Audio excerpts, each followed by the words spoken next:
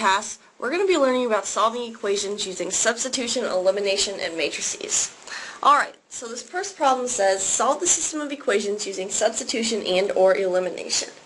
And the equations are x minus 2y plus z equals 4, x plus 2y minus 2z equals 0, and 2x plus 3y plus z equals 11. Alright, so the first thing I always do when I'm doing a problem like this is number my equations, because as soon as you start combining them, it'll get really confusing if you don't. Alright, so the goal here is to get rid of as many variables as possible so we can get down to one variable and then solve for it. So you can see that there's a negative 2y in the first equation and a positive 2y in the second equation. So the first thing I would do is add those two equations together. So I'm going to label my steps here. So this is going to be equation 1 plus equation 2. Alright? So that's going to be x minus 2y plus z, and then x plus 2y minus 2z equals 4 and equals 0. Alright, and we're going to add those two together, and we're going to get 2x minus z equals 4. Alright, and we're going to call that equation 4. Alright, so next, now that we got rid of y in one equation, we need to combine two more equations and get rid of y. So we're going to combine equation 2 plus equation 3. Alright, so in order to do that, we need to get those y terms to be the same. So we have x plus 2y minus 2z equals 0, and we have 2x plus 3y plus z equals 11. Alright, so let's multiply the entire top equation by 3 and the entire bottom equation by negative 2, and then we'll end up with a 6y and negative 6y in the middle. So when we do that, we get 3x plus 6y minus 6z equals 0, and we get negative 4x minus 6y minus 2z is equal to negative 22. Alright, so when we add those together, we get negative x minus 8z is equal to negative 22. Alright, and let's call that equation 5. Okay, so now let's combine equations 4 and 5. So 4 and 5.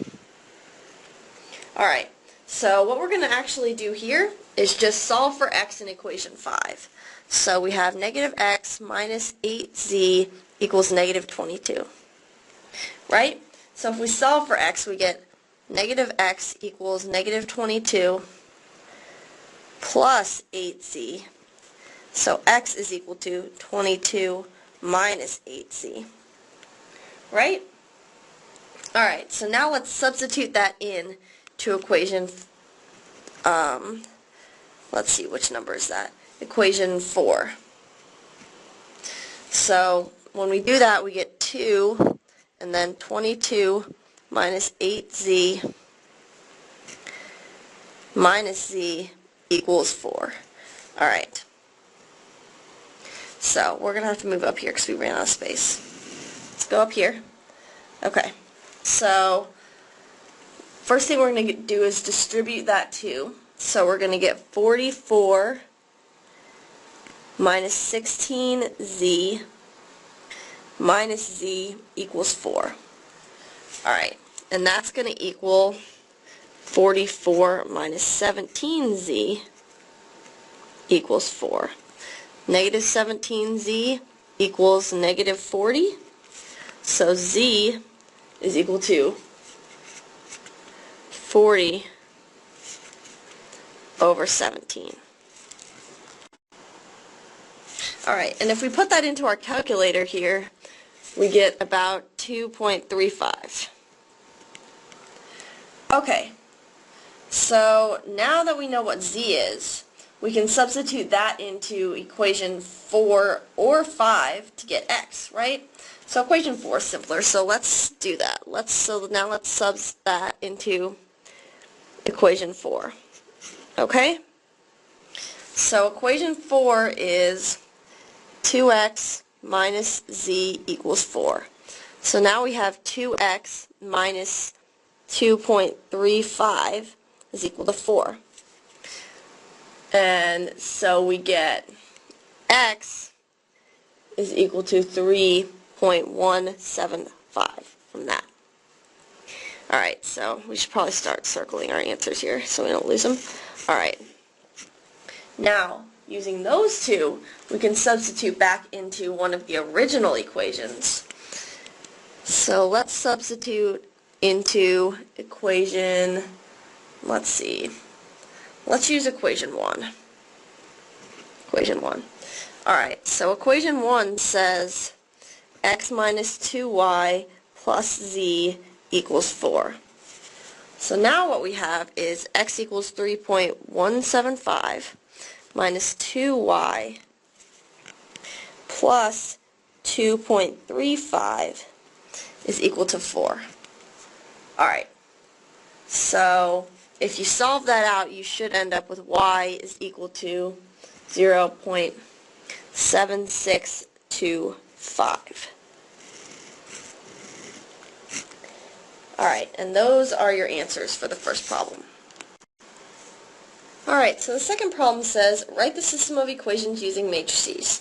And our system of equations is 3x plus y minus z equals 5, negative x minus 2y plus z equals negative 3, and x plus 4y minus 3z equals 2. So we know that when we write equations using matrices, we have a coefficient matrix. Alright, and then we multiply that by a variable matrix.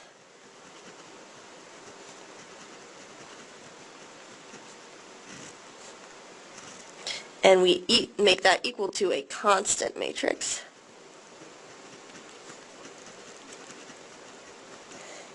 Alright, so our coefficient matrix uses all the coefficients from each equation. And the most important thing about this is that you keep them in order. So we want to go x, y, and then z for each row. So the first row is going to be 3, since that's the coefficient of x, 1, since that's the coefficient of y, and negative 1, since that's the coefficient of z.